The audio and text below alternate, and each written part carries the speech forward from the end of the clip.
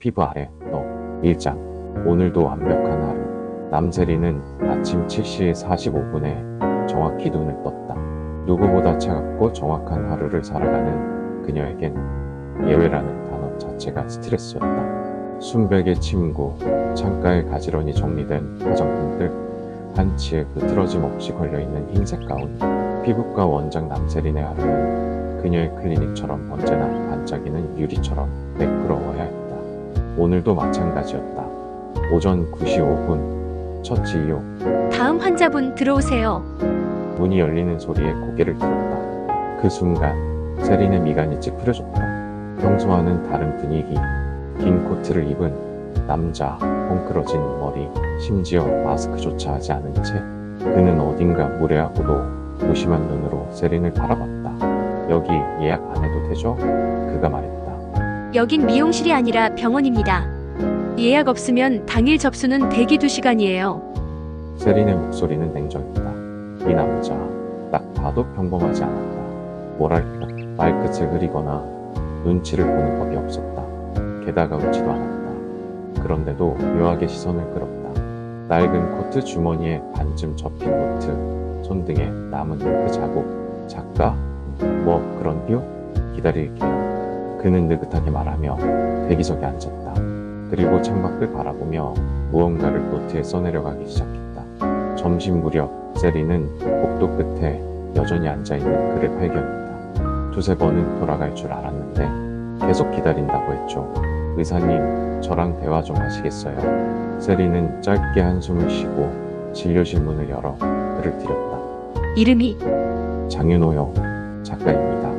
그리고 지금 피부가 좀 문제예요. 얼굴이 아니라 여기입니다. 그가 소매를 걷어올리자 팔목엔 붉은 자국과 염증이 퍼져 있었다. 아토피?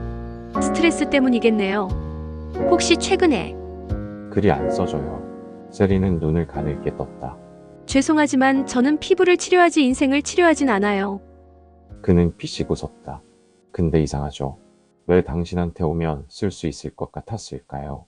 그 말에 세린은 잠깐 말을 잃었다. 그의 눈동자엔 진심이 담겨 있었다. 아니, 그보다도 이상하리만치 익숙했다. 분명 처음 보는 얼굴인데 어딘가 낯익었다. 기시감처럼 스며드는 감정. 그건 불편했다. 세린은 입술을 꼭 다물었다. 약 지어드릴게요. 오늘만 예외로 하죠. 다음부턴 예약하세요. 그가 가볍게 고개를 끄덕이고 진료실을 나갔을 때 세린은 본능적으로 창밖을 바라보았다. 회색빛 도로 너머로 그는 천천히 걷고 있었다. 그리고 그녀는 몰랐다. 그가 나가며 테이블 위에 한 장의 종이를 놓고 갔다는 것을. 어느 날 당신의 눈을 소설로 쓰고 싶어졌습니다.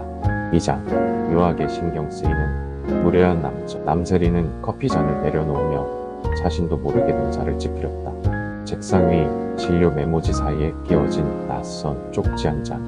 처음엔 누가 장난을 친 건가 싶었지만 금세 기억이 떠올랐다. 그 남자, 장윤호. 어느 날 당신의 눈을 소설로 쓰고 싶어졌습니다. 그 문장은 짧았지만 뭔가가 스며 있었다. 익숙한 듯 낯설고 가벼운 듯 진지했다. 그리고 그보다 더 불쾌했던 건 자신이 그 문장을 2번이나 읽고 있다는 사실이었다. 이상하네. 이런 거 흔히 보던 방식 아닌데. 세린은 조용히 쪽지를 접어 서랍 속에 넣었다. 하지만 마음속에는 접히지 않은 무언가가 남았다. 다음 날 병원 앞. 환절기라 그런지 유난히 예약 환자가 많았다. 세린은 정신없이 진료 중이었고 간호사는 바삐 움직였다. 그러던 중 익숙한 실루엣이 복도 끝에서 나타났다. 또다시 그 남자. 예약했습니까? 세린이 눈을 치켜뜨며 묻자 그는 고개를 저었다. 아니요. 약만 타러 왔어요. 제가 약을 끊으면 글이 안 써질 것 같아서. 다음부턴 인터넷으로 제 처방 신청하세요. 인터넷보다 당신이 나아요. 그의 말투엔 장난기가 실려 있었지만 묘하게 진심도 느껴졌다. 무례하다. 정말. 근데 너무 뻔뻔하진 않아서 더 짜증났다. 진료를 마친 후 세린은 스스로가 이상하다는 걸 느꼈다. 평소엔 진료 끝나면 바로 퇴근했을 텐데 오늘은 멀리 가지 못하고 카페에 들러 커피를 시켰다. 창밖을 바라보며 손가락으로 커피잔을 돌리다 문득 생각했다. 그 남자 뭐 하는 사람이길래? 나한테 이런 멘트를 쓰지. 그녀는 곧 핸드폰을 꺼내 들었다. 장윤호 작가 검색 몇 권의 책이 떴다. 그 중 하나는 표지가 유난히 낯익었다. 그 계절의 피부. 세리는 조용히 책 제목을 빼내었다. 그 제목, 어딘가 잊고 있던 시간과 닿아 있었다. 그날 밤 세리는 꿈을 꿨다. 어렴풋한 봄날, 누군가가 병원 앞 벤치에 앉아있던 장면. 자신은 누군가에게 약을 건넸고 그 사람은 자신을 바라보며 웃었다. 그리고 그 꿈 속에서 그녀는 이름을 부르고 있었다. 하지만 깨어난 그녀는 그 이름을 기억할 수 없었다. 단 하나, 눈동자만은 똑같았다. 그 남자와 이제 그녀의 일상은 더 이상 완벽하지 않았다. 단단했던 마음에 생긴 아주 작은 흠집, 그리고 그 틈 사이로 어떤 기억이 기어나오고 있었다. 3장, 비 오는 날의 첫 진료. 비가 내렸다. 오전부터 꿈을 대던 하늘은 마침내 한숨을 터뜨린 듯 쏟아내기 시작했다. 남세리는 창밖을 바라보다가 입술을 앙 다물었다. 비 오는 날을 싫어했다. 우산은 늘 귀찮았고 옷은 눅눅해졌고 무엇보다 감정이 흐트러졌다. 진료실 문이 조용히 열렸다. 간호사가 귓속말처럼 속삭였다. 그분 또 오셨어요. 세리는 굳이 이름을 묻지 않았다. 묻지 않아도 알았다. 그 남자, 장윤호. 그는 오늘도 말없이 앉았다. 젖은 머리칼, 검은색 셔츠, 손엔 똑같은 노트. 이번엔 예약이라도 했나요? 세리는 서류를 넘기며 말했다. 아니요, 예약 안 했어요. 그럼 왜 왔죠? 그냥 당신 보고 싶어서요. 진료실이 조용해졌다. 세리는 그의 눈을 바라보다 이내 시선을 돌렸다. 그런 농담은 진료실에서 금지예요. 진심인데요? 그의 말은 여전히 담담했고 그래서 더 위태로웠다. 그가 팔을 걷었다. 아토피는 지난번보다 약간 호전됐지만 아직 남아있었다. 글은 좀 써졌어요? 세린이 물었다. 묘하게 궁금했던 말이었다. 조금요. 당신 덕분에. 그는 또 그런 말을 태연하게 던졌다. 이번엔 무슨 약을 드릴까요? 집중력 증진제, 감성 강화제. 아니요. 그냥 당신이 쓴 진단서요. 세리는 그 말에 손을 멈췄다. 그걸로 책을 하나 쓸까 해서요. 제목은 그 계절의 피부. 그 순간 그녀는 펜을 떨어뜨렸다. 그 계절의 피부. 그 책을 어제 검색했다. 그리고 밤새 읽었다. 등장인물, 대사, 배경, 모든 것이 익숙했다. 심지어 여주인공의 말투까지. 그 책 혹시 이미 썼던 거 아닌가요? 세리는 조심스럽게 물었다. 윤호는 웃었다. 어떻게 알았죠? 읽었어요. 당신 책. 그럼 알겠네요. 그 주인공이 당신이라는 것. 세리는 차가운 숨을 내쉬었다. 그게 농담이면 안 돼요. 농담 아니에요.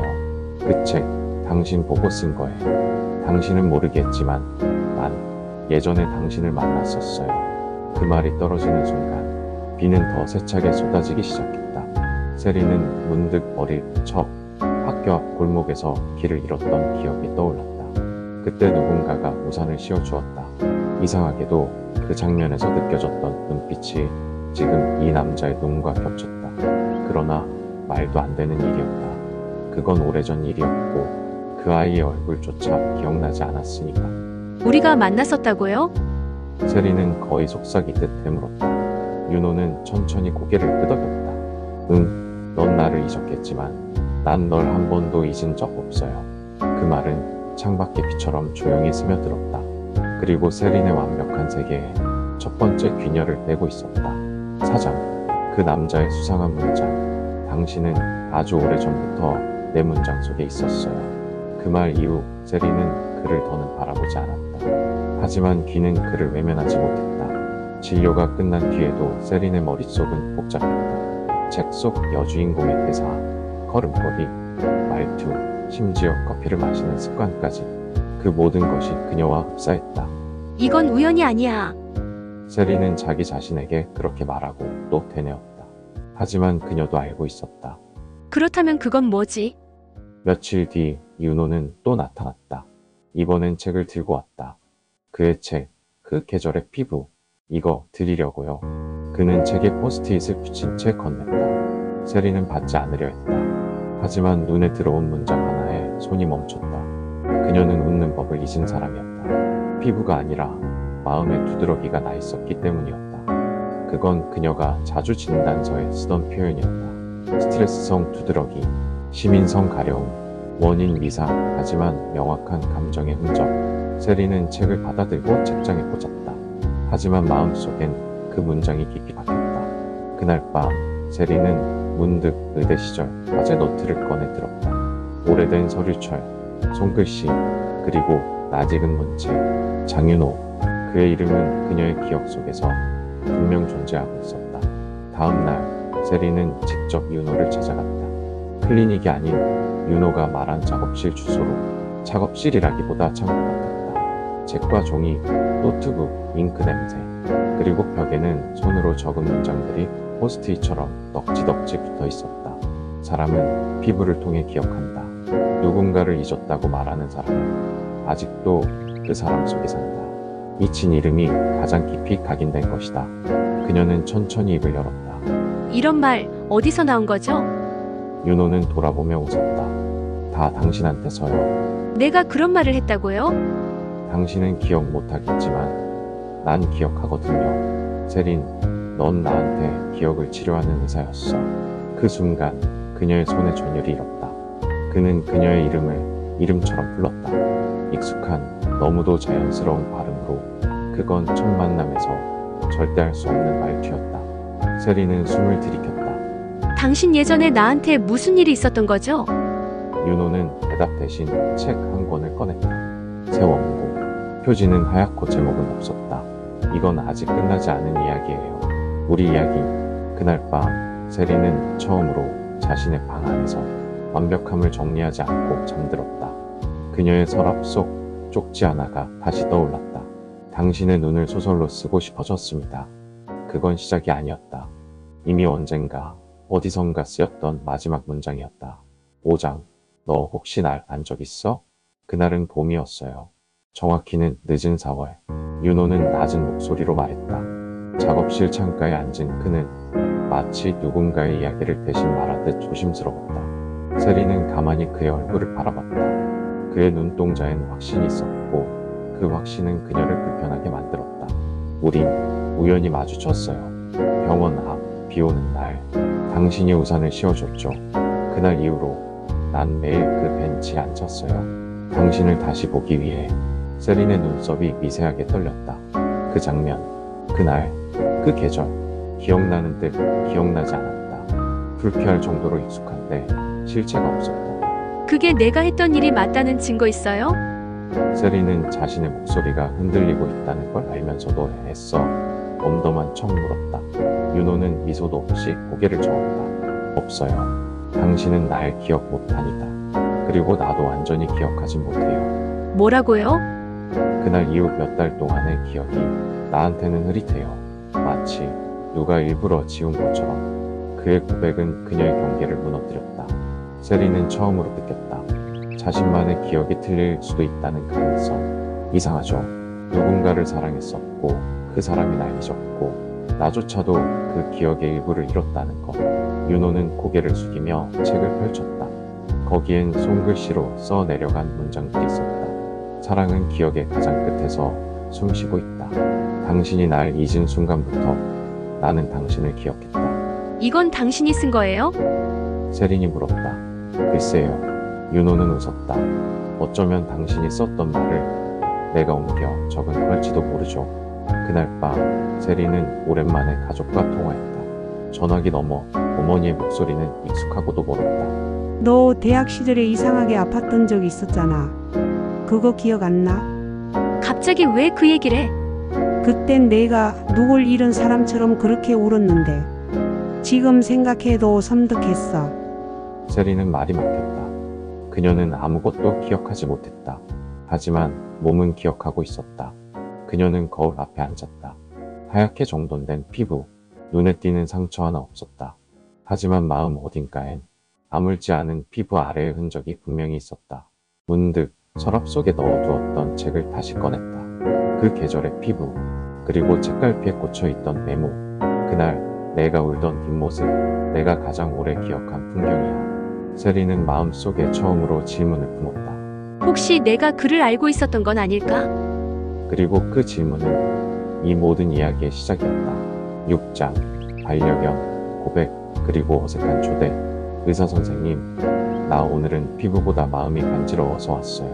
윤호는 진료실 의자에 앉자마자 그런 놈을 던졌다. 세리는 대답하지 않았다. 그의 익숙한 태도, 그러나 그 안에 감춰진 간절함, 이제는 조금씩 느껴졌다. 이번엔 어디가 문제예요? 세리는 문진표를 넘기며 물었다. 손모도, 어제 반려견이랑 산책하다가 넘어졌어요. 꽤 키워요? 네, 이름은 몽실이. 사람 얼굴만 보면 짖는 까다로운 개예요. 어디서 많이 배운 것 같죠? 그는 장난스럽게 웃었다. 세리는 말없이 처방전을 작성했다. 하지만 마음은 작고 엉뚱한 데 머물렀다. 그 남자에게도 누군가 돌봐야 할 존재가 있다. 그게 왜 마음에 걸리는 걸까? 피부를 진단하면서도 감정의 징후를 읽어내는 기분이었다. 진료가 끝난 뒤 윤호는 서류 봉투를 건넸다. 작은 메모가 붙어 있었다. 혹시 시간 되면 커피 한잔 할래요? 내일 오후 당신이 예전에 자주 가던 그 카페에서. 세리는 의아했다. 내가 예전에 자주 가던 곳이 어딘데요? 윤호는 대답 대신 웃으며 말했다. 그건 내일 오면 알아요. 다음날 오후 세리는 병원을 마치고 조심스레 카페로 향했다. 주소가 적힌 메모를 들고 도착한 곳은 대학가 근처의 오래된 카페 라운. 여기 나 예전에 왔던 적 있던가? 문을 열고 들어선 순간 익숙한 벨소리가 울렸다. 그 소리에 이상하게 가슴이 뛰었다. 그리고 코너 자리에 앉아있던 윤호가 낡은 노트를 넘기며 고개를 들었다. 기억나요? 세리는 조심스레 주변을 둘러보았다. 벽에 걸린 오래된 그림, 목재 테이블의 스크래치, 창문 옆자리. 갑자기 무언가가 튀어나왔다. 노트북을 들고 앉아있었던 젊은 남자. 그 옆에서 라떼를 마시며 책을 읽던 자신, 그리고 창밖을 보던 그의 옆모습. 여기 예전에 세리는 중얼거리듯 말했다. 맞아요. 그날 당신은 내게 처음 말을 걸었어요. 글 쓰는 사람이에요? 라고. 잠시 시간이 멈춘 듯 했다. 세리는 무언가가 복원되는 느낌을 받았다. 감정이 아니라 기억이. 윤호는 커피를 한 모금 마시고 조용히 말했다. 그날 당신이 우산을 씌워준 곳도 같이 걷던 곳도 다 여기서 시작됐어요. 세리는 눈을 감았다. 그리고 아주 작게 입을 열었다. 그럼 왜 난 아무것도 기억이 안 나죠? 윤호는 한참을 침묵하다가 말했다. 그게 아마 나 때문일지도 몰라요. 세리는 그의 얼굴을 바라봤다. 윤호의 표정엔 장난기가 없었다. 그 안에는 무언가 숨기고 있는 사람, 특유의 조심스러움과 말하지 못하는 고통이 엉켜 있었다. 당신 무슨 말 하려는 거예요? 윤호는 작게 한숨을 쉬었다. 말해줄게요. 조금만 더 시간이 지나면, 기억이 다 돌아오면. 그날 밤 세리는 카페를 다시 찾았다. 혼자였다. 창가에 앉아 라떼를 시켰다.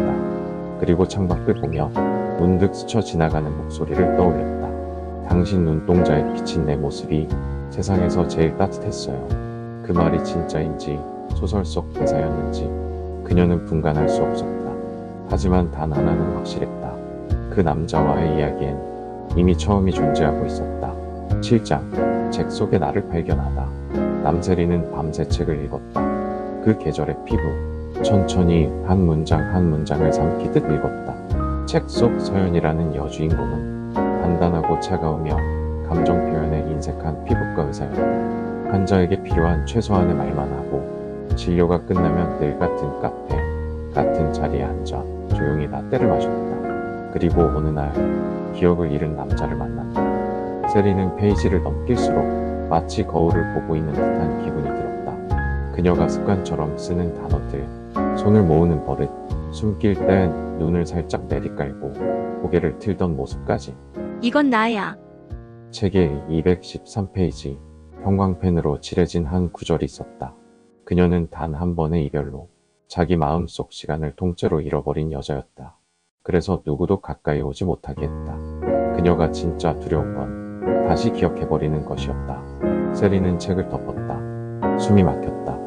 그 구절은 문장 그 자체보다 더 깊은 무언가를 파고들었다. 기억하지 못했던 슬픔, 설명할 수 없었던 외로움, 감정은 있었는데 이유가 없었다. 지금껏 그녀를 지탱해온 모든 균형이 흔들렸다. 다음 날 윤호가 클리닉에 다시 찾아왔다. 이번엔 아무 말도 없이 작은 파일을 하나 건넸다. 이건 새 원고예요. 그날 우리가 처음 만난 이야기를 다시 써봤어요. 아직 미완이지만 세리는 조심스레 파일을 넘겼다. 프롤로그에는 이런 문장이 적혀 있었다. 그녀를 다시 만났을 때 나는 그녀가 나를 잊었다는 사실보다 내가 그녀를 다 기억하지 못한다는 게 더 고통스러웠다. 그녀는 그제야 물었다. 당신 무슨 일이 있었던 거예요? 왜 기억이 흐릿하다고 했죠? 윤호는 한참을 망설이다가 커튼 뒤로 손을 가져가 셔츠 단추를 풀었다. 팔뚝 안쪽엔 흐릿한 수술 자국이 있었다. 2년 전 소형사고 이후 경미한 외상성 뇌손상 진단을 받았어요. 부분 기억 상실, 특히 사람에 대한 기억. 세리는 말이 막혔다. 윤호는 눈을 피하지 않았다. 오히려 그녀를 바라보며 덧붙였다. 근데 이상하죠? 대부분은 흐릿한데 당신 얼굴만은 선명했어요. 이유는 몰라요. 그냥 매일 그려봤던 것 같아요. 그날 밤 세리는 병원 옥상에 홀로 앉아 있었다. 도시의 불빛 너머로 흐릿한 하늘, 가로등 빛을 타고 내리는 가을 공기. 그녀는 작게 혼잣말처럼 중얼거렸다. 진짜였구나. 정말 있었던 일이었구나. 잊고 살았던 과거, 아니 잊은 줄 알았던 시간. 그 시간 속에서 그녀는 누군가를 만나 사랑했고 울었고 그리고 떠나보냈다. 그리고 지금 그가 다시 돌아왔다. 기억의 반쪽을 품은 채 팔짱, 다친 마음, 벌어진 틈. 다음 날 세리는 진료가 끝난 뒤 풀숲의 일정을 비우고 한적한 도심 외곽으로 향했다. 그곳은 오래전 학생 시절 자주 가던 작은 공원이 있었다. 그녀는 왜 그곳으로 향했는지 몰랐다. 다만 마음속에 묘한 끌림이 있었을 뿐이다. 그녀가 도착했을 때 잔잔한 오후 햇살 아래 벤치 하나가 낯익게 그녀를 맞이했다. 여기 있었지. 손끝이 떨렸다. 그 벤치에 앉아 문득 어릴 적 한 장면이 스쳐 지나갔다. 비 오는 날 누군가가 등을 감싸 안고 젖은 채 숨죽여 울던 자신의 뒷모습. 내가 울었었지. 누군가 앞에서. 여기 있었군요. 뒤에서 들려온 익숙한 목소리. 윤호였다. 세리는 놀라지 않았다. 오히려 어쩐지 그가 올 줄 알았다는 듯 고개만 살짝 돌렸다. 당신도 이 벤치 기억나요? 세린이 물었다. 윤호는 벤치 끝에 조심스레 앉았다. 기억이라기보다 느낌이죠.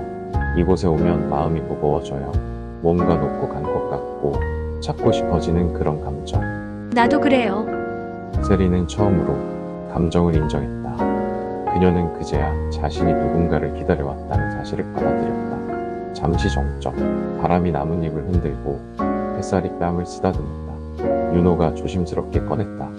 당신은 왜 기억이 안 나는 걸까요? 세리는 한참을 말없이 앉아있다가 작게 입을 열었다. 모르겠어요. 근데요, 가끔 그래요. 감정이 너무 아프면 그걸 감당할 수 없어서 뇌가 스스로 지워버리는 거. 윤호는 조용히 고개를 끄덕였다. 그 말 예전에 당신이 했었어요. 내가 기억을 잃었다고 했을 때. 세리는 숨을 들이쉬었다. 그럼 우린 그때 서로 사랑하고 있었죠. 윤호는 확신에 찬 목소리로 말했다. 그 말은 세린의 가슴을 아주 오래된 흉터를 고요히 찢어놓았다. 그날 밤 세린은 자신의 진료 일지를 꺼냈다. 오래전 파일, 그 중 하나에 낯선 이름이 있었다. 장윤호, 환자명 외상 후 불안장애 의심, 기억 관련 상담 병행 중, 상담 일지 3회, 내용 비가 오는 날, 공원에서 울음을 멈추지 못함, 의사와의 정서적 교류 중 강한 감정 반응, 특별 기록 내가 널 사랑해도 괜찮을까? 그 순간 세린의 손이 멈췄다. 그 필체는 자신의 것이었다. 기억은 사라진 게 아니었다. 단지 잠들어 있었을 뿐 지금까지 스스로 묻어둔 진심이 천천히 깨어나고 있었다. 9장 스킨케어보다 복잡한 감정. 세리는 진료실에 혼자 앉아 있었다. 창문 너머로 햇살이 들이쳤지만 그녀의 표정은 어두웠다. 책상 위엔 오래된 진료 기록지와 윤호의 이름이 적힌 상담 메모. 내가 널 사랑해도 괜찮을까? 그 문장은 분명히 그녀가 적은 것이었다. 그 순간이 떠올랐다. 창밖으로 비가 오던 오후, 진료실 안, 감정을 통제하지 못하고 울던 윤호. 그의 떨리는 어깨 위에 손을 얹으며 세리는 조심스레 말했다. 괜찮아요. 당신 지금 울어도 돼요. 그 기억은 하나의 문을 열어젖혔다. 그리고 그 뒤엔 또 다른 기억이 있었다. 진료가 끝난 후에도 매주 만나던 약속, 단순한 상담이 아닌 따뜻한 대화, 그의 글을 함께 읽던 시간, 그리고 어느 밤 작은 카페 구석에서 나눈 첫 키스. 우린 이미 선을 넘었었구나. 세리는 자신에게 말했다. 윤리와 감정 사이, 의사와 환자라는 신분 너머 그녀는 사랑에 빠졌었다. 그리고 아마 그 모든 감정은 죄책감으로 묻혀버렸던 거다. 그날 저녁 윤호가 찾아왔다. 오늘은 왜 이렇게 조용하세요? 그의 눈엔 걱정이 어려 있었다. 세리는 그를 진료실로 데려가 문을 닫았다. 윤호 씨, 이제 알 것 같아요. 당신과 나 왜 기억이 뒤틀렸는지. 당신과 나 왜 기억이 뒤틀렸는지. 윤호는 가만히 그녀를 바라봤다. 당신은 제 환자였어요. 그리고 난 당신을 치료하다가 당신과 사랑에 빠졌어요. 윤호의 눈이 잠시 흔들렸다. 그는 천천히 고개를 끄덕였다. 나도 어렴풋이 알고 있었어요. 당신이 의사였다는 걸. 하지만 이상하게 그게 불편하지 않았어요. 난 기억을 일부러 밀어낸 거예요. 세린의 목소리는 떨렸지만 단호했다. 그게 죄책감 때문이든 두려움 때문이든 난 날 용서하지 못했어요. 의사로서도 여자로서도. 윤호는 조용히 손을 내밀었다. 그럼 지금은요? 이젠 나를 환자로 보나요? 아니면 그냥 한 사람으로 봐요? 세리는 그 손을 바라보다가 조심스레 손끝을 맞댔다. 아직은 잘 모르겠어요. 하지만 다시 알고 싶어요. 진짜 당신을. 그날 밤 세리는 처음으로 화장대 앞에서 스스로의 얼굴을 오래 바라봤다. 화장은 지웠지만 피부 아래 남은 감정은 지울 수 없었다. 그리고 처음으로 그 감정을 감추고 싶지 않았다. 십장, 키스는 우연처럼, 심장은 의외로. 서울 한복판, 늦가을 저녁, 바람이 부는 거리엔 커플들이 어깨를 맞대고 걸어가고 있었다. 세리는 평소보다 무겁지 않은 가방을 들고 병원을 나섰다.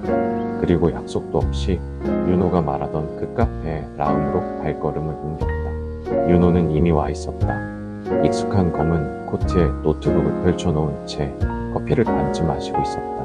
오늘은 특별한 날인가 봐요. 그가 말했다. 왜죠?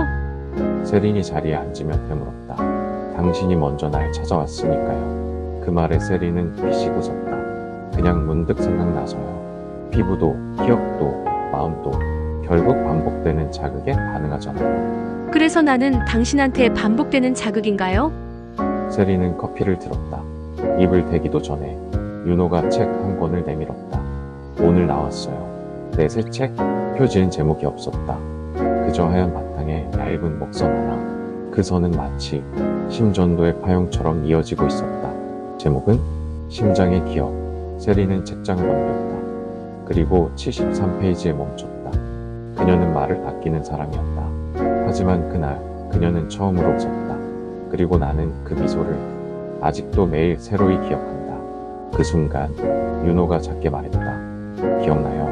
그날 당신이 처음으로 웃은 거 진료실이 아니라 카페에서였어요. 내가 쓴 시가 너무 엉망이라 당신이 웃었거든요. 세리는 그 말을 듣고도 웃지 않았다.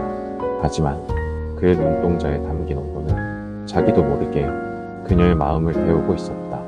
잠시 후 윤호가 카페 밖으로 나가자고 했다. 둘은 천천히 걷기 시작했다. 거리의 조명은 하나둘 켜졌고 바람은 잎사귀를 쓸며 그들 발밑을 맴돌았다. 그리고 어떤 골목 입구에서 둘은 걸음을 멈췄다. 여기 기억나요? 윤호가 물었다. 세리는 고개를 돌렸다. 낯익은 벽돌 담. 그 앞에 놓인 오래된 벤치. 여기서 우리가 첫 키스했어요. 윤호는 천천히 그녀의 앞에 섰다. 가로등 불빛 아래 말보다 더 가까워진 거리. 숨결이 닿을 듯한 거리. 다시 해도 돼요? 그의 목소리는 낮고 조심스러웠다. 세리는 아무 말도 하지 않았다. 다만 눈을 감았다. 그들의 입술이 맞닿는 순간 세린의 가슴 깊은 곳 어딘가에서 기억의 폭포가 쏟아지듯 터져나왔다. 그날의 감정, 그날의 두려움, 그리고 그날의 이별. 남 원장님, 갑작스러운 목소리. 두 사람은 동시에 뒤를 돌아보았다. 그곳엔 세린의 병원 실장이 서 있었다. 어두운 얼굴, 차가운 시선. 여기서 지금 뭐 하시는 겁니까? 세리는 얼어붙었다. 윤호도 당황한 듯 뒤로 한 걸음 물러났다. 실장은 조용히 하지만 분명한 말투로 말했다. 그분 장윤호 씨 맞죠? 예전에 병원 쪽에서 의사 환자 관계 위반으로 내부 조사까지 들어갔던 분으로 알고 있는데요. 세리는 숨이 멎는 듯한 기분에 사로잡혔다.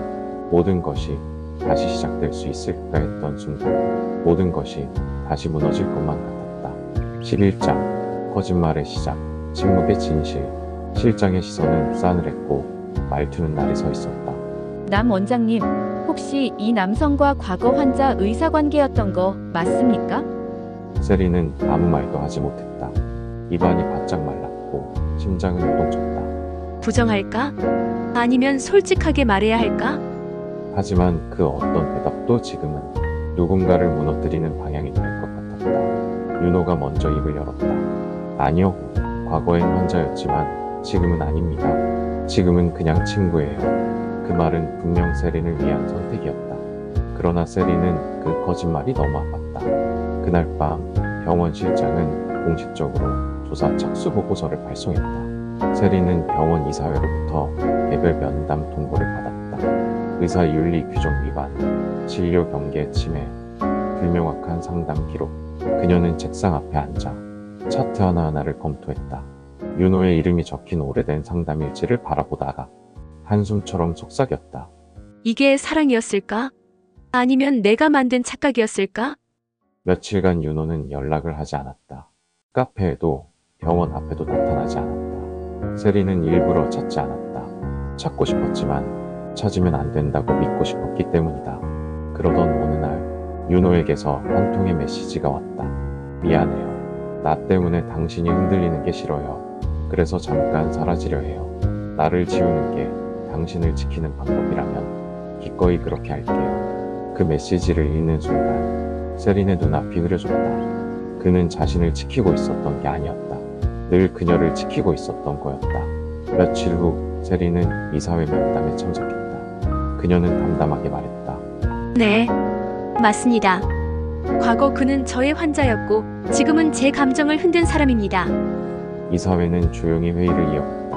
그리고 정리된 통보, 1개월 휴직 권고, 윤리 위반에 대한 추가 감찰 예정. 그녀는 모든 걸 내려놓고 집으로 돌아왔다. 가운도 벗고 명패도 내려놓고 진료실도 잠갔다. 책상 위엔 여전히 윤호의 책이 놓여 있었다. 그녀는 천천히 다시 읽기 시작했다. 책의 마지막 페이지엔 작가의 서문처럼 쓰인 짧은 글이 있었다. 기억은 흐려져도 감정은 남는다. 나는 그 사람을 잊은 적이 없다. 그리고 만약 다시 만날 수 있다면 그땐 꼭 말할 거다. 당신을 처음부터 사랑했다고. 세리는 눈을 감았다. 그리고 처음으로 스스로에게 이렇게 말했다. 사랑은 단지 감정이 아니라 책임이었다. 12장 낯선 익숙함에 이끌리다. 휴직 첫날 세리는 시계를 보지 않았다. 알람도 꺼두었고 달력도 뒤집어 놨다. 그녀에게 시간은 더 이상 진료 단위가 아닌 기억의 순서로 움직이고 있었다. 그녀는 카페 라움으로 향했다. 윤호가 자주 앉던 창가 자리엔 다른 손님이 앉아 있었다. 세리는 구석의 자리로 가 조용히 커피를 주문했다. 노트북을 열었다. 그리고 윤호의 책 그 계절의 피부에서 기억나는 장소들을 하나씩 적었다. 낡은 서점, 한강변 철교 아래, 공원 벤치, 병원 뒤편의 오래된 벽, 시계탑 근처 골목길. 이상하게도 이 장소들은 세린 자신도 한 번쯤은 가봤던 곳들이었다. 왜 이리나 찍지? 그녀는 곧장 메모를 들고 움직였다. 첫 번째는 한강철교 아래. 그곳은 윤호의 소설 5장에서 등장하는 장소였다. 주인공이 기억을 밀어낸 사람을 기다리던 장면. 그녀는 그 다리 아래에 도착했을 때 자신도 모르게 걸음을 멈췄다. 그리고 거기서 자신이 울고 있는 장면이 스쳐갔다. 비가 쏟아지던 날, 하얀 가운을 걸친 채 그곳에 앉아있던 젊은 의사. 그리고 누군가에게 등을 돌린 채 그만 더는 못해요 라고 말하던 그 목소리. 그 목소리는 자신의 것이었다. 그녀는 다음으로 병원 뒤편 벽으로 향했다. 그곳엔 낙서처럼 벽돌 사이에 누군가 연필로 새긴 문장이 남아있었다. 당신이 날 잊어도 나는 당신 안에서 살아있을 거예요. 와이. 그녀는 문득 숨이 턱 막혔다. 와이. 그건 윤호였다. 그날 밤 집으로 돌아온 세리는 윤호의 원고를 꺼냈다. 이전에 그가 건넸던 미완성 원고. 책의 중간 즈음엔 이렇게 적혀 있었다. 그녀가 병원 뒤편에서 돌아선 날 나는 멍하니 서 있었다. 그 순간 누군가 브레이크를 밟지 못한 차가 달려왔다. 그리고 난 깨어나지 못했다. 세리는 손을 덜덜 떨며 노트를 덮었다.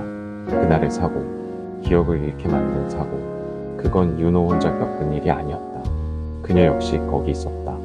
그리고 그녀가 등을 돌린 순간 그는 다쳤다. 그 기억은 그녀의 의식 깊은 곳에 아주 오랫동안 숨겨져 있던 자책을 깨웠다. 그날 밤 세리는 처음으로 윤호에게 전화를 걸었다.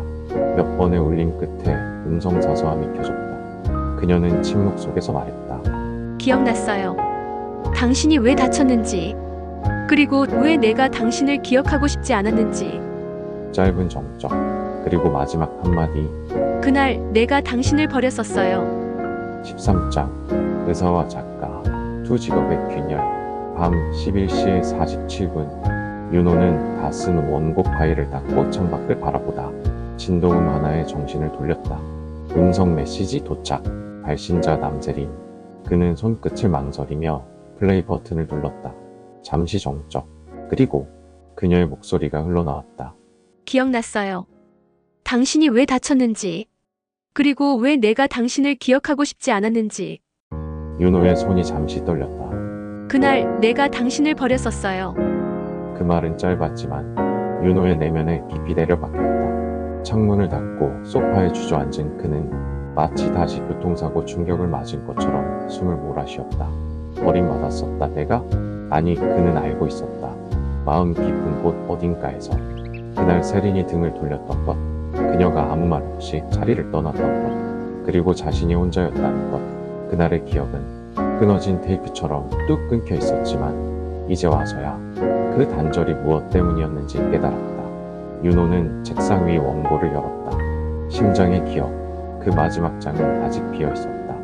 그는 자리에 앉아 손끝으로 자판을 두드리기 시작했다. 치료는 때때로 치료자에게 더 깊은 상처를 남긴다. 누군가를 고치려다 자신이 무너지는 순간 나는 그녀를 원망해야 했지만 대신 기다리고 있었다. 그날 이후 윤호는 그리 더는 써지지 않았다. 잠을 자도 길을 걸어도 세린의 마지막 말만 맴돌았다. 그날 내가 당신을 버렸었어요. 며칠 후 출판사에서 시사회 요청이 들어왔다. 심장의 기억 출간 전 작가와의 대화. 윤호는 고개를 저었다. 이번 책은 제 이야기가 아니에요. 누군가의 용기에서 태어난 이야기입니다. 그래서 끝은 그 사람에게 맡기고 싶어요. 그날 밤 윤호는 한 통의 편지를 썼다. 받는 사람 남세린. 손글씨로 꾹꾹 눌렀었다. 당신이 나를 떠났던 그날, 난 나를 잃었지만 동시에 당신을 붙잡고 있었어요. 당신은 날 버렸다고 했지만 나는 여전히 당신을 기억하고 있었어요. 세린아, 이건 용서가 아니라 사랑이야. 14장. 무너진 신뢰, 그리고 멍든 자존심. 세린은 출근하지 않는 아침에 처음으로 거울을 오랫동안 바라봤다. 지금 그녀의 얼굴은 늘 정리됐던 모습과는 달랐다. 피부는 건조했고 눈가는 푸석했다. 하지만 거기에 담긴 감정은 명확했다. 이게 나야. 병원에서 벗어난 후 그녀는 자신이 누구인지조차 잊고 있었다. 의사인지 여자인지 죄인인지, 그리고 이제 윤호 앞에서는 사랑을 놓친 사람이라는 이름까지 얹어야 했다. 문틈으로 밀려온 한 통의 편지, 윤호의 글씨였다. 자세히 쓰지 않아도 알 수 있었다. 그의 글은 항상 그녀의 심장을 따라 쓰여 있었으니까. 편지를 펼쳤다. 당신은 날 버렸다고 했지만 나는 여전히 당신을 기억하고 있었어요. 세린아, 이건 용서가 아니라 사랑이야. 그 한 줄, 이건 용서가 아니라 사랑이야. 눈물이 났다. 그게 가장 잔인한 말이었다. 그리고 가장 구원 같은 말이었다. 세린은 문득 윤호와 마주했던 첫 상담회를 떠올렸다. 그날 그는 자신에게 이 병 언젠간 나을 수 있을까요? 라고 물었고 그녀는 고개를 끄덕이며 말했었다. 시간은 모든 걸 고치지 않아요. 시간은 기억을 감추기만 해요. 고치는 건 결국 사람이에요. 그 말을 했던 사람이 결국 상처를 남겼다. 자존심이 무너졌고 윤리도 무너졌고 결국 자신이 지키려던 것도 무너졌다. 그 모든 파편이 다시 그녀를 찔렀다. 하지만 지금 그 파편 위에 누군가가 사랑이라는 붕대를 감고 있었다. 세리는 조용히 일어섰다. 거울 앞에서 머리를 빗고 옅은 화장을 하고 오래된 코트를 꺼냈다. 윤호에게 말할 준비는 아직 안 됐지만 그에게 다시 걸어갈 준비는 조금은 된 것 같았다. 그녀는 집을 나서며 속으로 중얼거렸다. 이제 용서해도 될까? 아니, 이제 사랑해도 될까? 15장. 세리는 조심스럽게 초인종을 눌렀다. 윤호의 작업실은 여전히 책 냄새로 가득했고 창문엔 빛바랜 커튼이 드리워져 있었다. 문이 열리고 윤호가 나타났다. 그의 눈이 그녀를 발견한 순간 시간이 멈춘 듯 조용해졌다. 왔네요. 응. 좀 늦었지? 윤호는 말없이 길을 비켰고 세리는 조용히 안으로 들어섰다. 책상 위엔 윤호의 새 원고가 놓여 있었다. 심장의 기억. 세리는 천천히 페이지를 넘겼다. 어딘가 익숙한 냄새와 글씨의 결이 그녀의 숨결을 따라 흘렀다. 그리고 마지막 페이지. 한 줄의 문장이 그녀의 발걸음을 멈추게 했다. 나는 그녀에게서 떠날 준비를 하고 있었다. 다시 잊히기 전에 기억의 주인이 될 수 있을 때까지만 사랑하려 했다. 떠날 준비를 하고 있었다고? 세리는 묻지 않을 수 없었다. 윤호는 그녀를 피하지 않았다. 응, 당신에게 또 상처를 남기고 싶지 않았거든. 그래서 내가 오기 전까지 사라지려 했던 거야? 윤호는 대답 대신 책상 서랍을 열어 병원 기록지 하나를 꺼내 보였다. 그건 병원의 상담부에서 발급된 임시 건강확인서였다. 내용 중 하나가 그녀의 시선을 붙잡았다. 간헐적 실신 증세 및 경련, 원인 미상, 단기성 기억 퇴행 가능성 있음. 이게 뭐야? 당신 아직 치료 중이었던 거야? 윤호는 고개를 끄덕였다. 완전히 회복된 건 아니야. 좋아졌다가도 다시 기억이 끊기는 날이 있어. 그 말에 세린의 가슴이 찢어졌다. 그는 여전히 아팠다. 그녀가 떠나간 시간 동안에도 다시 돌아온 지금조차도. 왜 말 안 했어? 세린의 목소리가 떨렸다. 당신이 다시 떠날까봐. 윤호는 웃으려 했지만 실패했다. 대신 아주 조용히 말했다. 지금은 괜찮아. 왜냐면 당신이 기억해줬잖아. 나를. 세린은 그의 앞에 무릎을 꿇듯 앉아 손을 꼭 잡았다. 그리고 처음으로 진심을 꺼냈다. 윤호야, 이번엔 내가 기억할게. 너까지 잃어버리는 일 2번 다시 없을 거야. 창밖으로 눈이 흩날리기 시작했다. 서로의 체온이 피부 아래로 스며들던 밤. 두 사람은 마침내 감정의 끝과 끝을 맞닿았다. 하지만 그들의 사랑은 이제 시작일 뿐이었다. 윤호의 병은 여전히 이름을 갖지 못했고 과거의 상처는 아직 봉합되지 않았다. 그리고 그들의 이야기는 기억이 아닌 감정으로 계속될 예정이었다. 16장. 이번엔 내가 널 고칠게. 세린의 목소리는 단호했다. 윤호는 작게 웃으며 고개를 저었다. 그 말 위험한데 우린 이미 그 말 때문에. 그땐 도망쳤잖아. 이젠 책임질게. 그녀는 병원에 비공식적으로 연락해 윤호의 기존 기록을 요청했다. 정식 환자로 등록하진 않았지만 그녀는 다시 한번 그의 주치의가 되기로 결심했다. 이번엔 의사로서가 아닌 사랑하는 사람으로서. 며칠 후 윤호는 그녀에게 노트북 하나를 건넸다. 이건 아직 미완이야. 출판도 안 했고 아무한테도 안 보여줬어. 세리는 조심스럽게 파일을 열었다. 제목은 없었고 첫 페이지엔 단 하나의 문장. 이 이야기는 한 여자를 사랑한 기록이다. 본문은 놀랍도록 구체적이었다. 한 명의 여자가 등장했다. 단단하고 냉정한 의사, 차가운 말투와 깔끔한 손끝. 하지만 혼자 있을 땐 세상에서 가장 조용한 울음을 참는 여자. 그녀는 매 장면마다 책장 너머에서 자신을 보고 있는 것 같았다. 이거 나야? 윤호는 웃지 않았다. 전부는 아니야. 근데 대부분은 맞아. 왜 계속 날 써? 세린이 물었다. 윤호는 한참을 망설이다가 천천히 입을 열었다. 잊지 않으려고. 기억이 계속 끊기니까 글로라도 붙잡고 있었어. 언젠간 다 잊을까봐 무서웠거든. 그 말에 세린은 말을 잃었다. 글로도, 기억으로도, 마음으로도. 그는 끊임없이 그녀를 기록하고 있었던 거였다. 그날 밤 세리는 윤호가 자고 있는 동안 그의 손을 조용히 잡았다. 손등엔 자잘한 잉크 자국, 새끼손가락엔 오래된 펜의 눌림 자국. 당신은 참 사랑을 기록하는데 진심인 사람이었구나. 그녀는 조용히 속삭였다. 다음 날 아침 윤호는 쓰러졌다. 책상 앞에서 의식을 잃은 채 발견됐다. 세리는 당황하지 않고 즉시 혈당 수치와 호흡을 확인한 뒤 응급조치를 시작했다. 윤호야 제발. 그리고 문득 깨달았다. 그의 노트북은 켜져 있었고 마지막 페이지에 이 문장이 쓰여 있었다. 만약 내가 사라진다면 그녀가 기억해줄까? 이제 사랑은 기억보다 깊은 곳으로 흘러들고 있었다. 그리고 그 깊이는 때로는 사람을 집어삼키기도 했다. 17장 회피와 죽음 그리고 작은 폭발.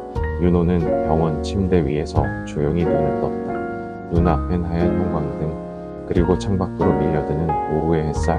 병원은 싫다고 했잖아. 그의 목소리는 아직했지만 세리는 대답하지 않았다. 그녀는 팔짱을 낀 채 그를 바라보고 있었다. 눈빛엔 지친 흔적 그리고 억눌린 감정이 서려 있었다. 왜 아무 말도 안 해? 말해봐야 무슨 소용이 있어. 당신은 다 감추고 혼자 알아서 하려 했잖아. 윤호는 침대에서 몸을 일으키려 했다. 그러자 세린이 소리를 질렀다. 제발 그만 좀 해. 혼자 다 감당하려고 하지 마. 당신 지금 위험한 상태라고. 그의 눈에 놀람이 스쳤다. 세린이 이렇게까지 감정을 터뜨린 건 처음이었다. 나 예전처럼 또 놓칠까봐 무서워. 진심으로 두려워. 잠시 정적이 흘렀다. 윤호는 고개를 돌려 창밖을 보며 말했다. 나는 당신이 다시 날 떠날까봐 더 무서웠어. 그 말은 칼처럼 박혔다. 세린은 차마 반박하지 못했다. 그래서 그렇게 숨긴 거야? 기억만이 아니라 실신, 시야 끊김, 두통까지. 윤호는 대답하지 않았다. 대신 그녀의 손을 조용히 잡았다. 이젠 숨기지 않을게. 하지만 병원은 오래가지 않았다. 병실 문이 열리고 윤호의 출판사 소속 팀장이 들어섰다. 윤 작가님, 죄송하지만 원고 일정이 밀려 내부 검토 없이 발표가 확정됐습니다. 심장의 기억, 다음 주 월요일 시사회 열기로 결정됐습니다. 세린의 눈이 커졌다. 지금 이 상태에서요? 이미 마케팅도 들어갔습니다. 작가 본인의 병력 공개는 안 하기로 내부 논의됐고요.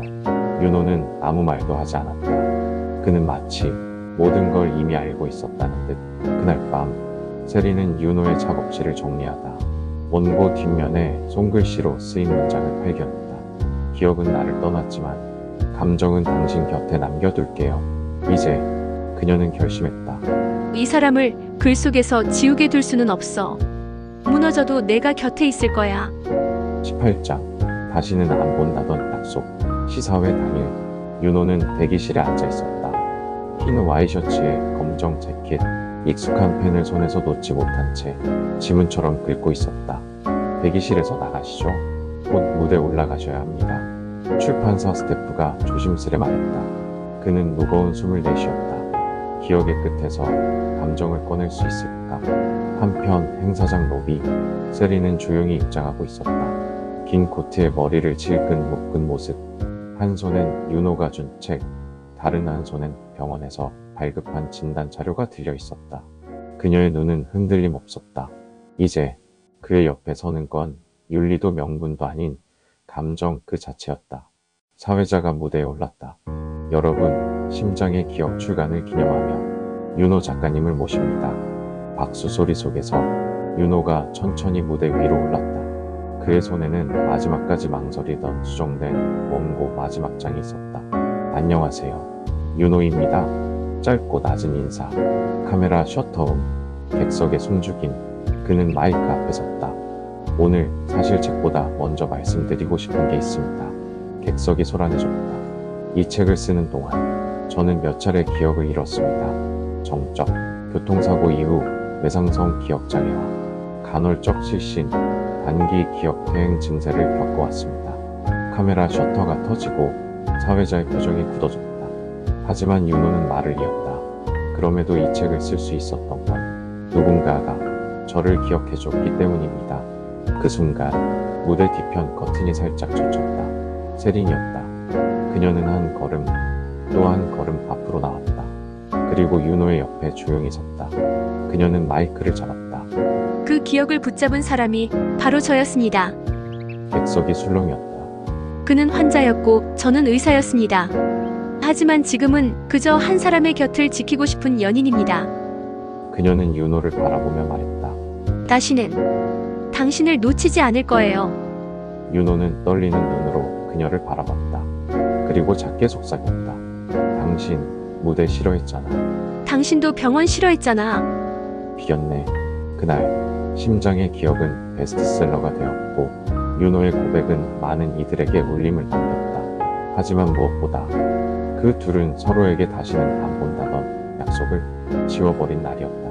19장 병실에서 마주한 진심. 윤호는 요즘 자주 잤다. 아니 자는 것처럼 보이는 시간이 늘어났다. 세리는 그의 침대 옆에 앉아 가만히 그의 손을 잡고 있었다. 차갑지 않은 손. 하지만 점점 가벼워지는 눈빛. 윤호야, 괜찮아. 오늘은 그냥 나 혼자 많이 떠들게 해줘. 그녀는 속삭이듯 말했다. 당신 없인 살아가는 법을 생각해 본 적 없어. 그런데 그럴 시간이 다가오는 것 같아서 없나. 윤호는 눈을 떴다. 조용히 세린을 바라보다 말없이 팔을 뻗어 그녀의 손을 꼭 잡았다. 내가 있더라도 넌 기억해 줄 수 있지? 그 질문은 너무도 고요해서 세린은 그 안에 담긴 절망을 알아채야 했다. 며칠 뒤 세린은 윤호의 책상 서랍에서 작은 수첩 하나를 발견했다. 덮여지는 날 같고 모서리는 닳아 있었다. 기억 수첩이라고 쓰인 그 책에는 하루하루의 순간이 날짜 없이 기록되어 있었다. 오늘은 그녀가 웃었다. 내가 먼저 커피를 탔다. 그녀의 손 따뜻했다. 오늘도 난 그녀를 기억하고 있었다. 그리고 마지막 페이지엔 이렇게 쓰여 있었다. 만약 이 수첩도 읽는다면 제발 누가 나에게 이 여자 이름을 다시 알려줬으면 좋겠다. 세리는 더는 참지 못하고 눈물을 쏟았다. 윤호는 그녀가 보는 곳에서는 단 한 번도 약해지지 않았다. 하지만 그가 매일 스스로에게 말하고 쓰고 남겨두었던 모든 흔적들은 모두 자기 자신에게 남긴 구조신호였다. 그날 밤 세리는 윤호에게 말했다. 기억을 잃는다고 해도 당신은 날 사랑했던 사람이야. 그리고 난 당신을 기억하는 사람이 될게. 이제 그들의 사랑은 감정이 아니라 기록 위에 놓여 있었다. 20장. 내가 아픈 건 내가 없는 삶이야. 아침. 윤호는 커튼 너머 햇살을 가만히 바라보다 낯선 얼굴처럼 세린을 마주했다. 어디서 많이 봤던 얼굴인데. 세린은 웃었다. 아주 부드럽게. 그럼 됐어요. 많이 봤다는 게 중요하죠. 그녀는 윤호의 이마에 손을 올리며 말했다.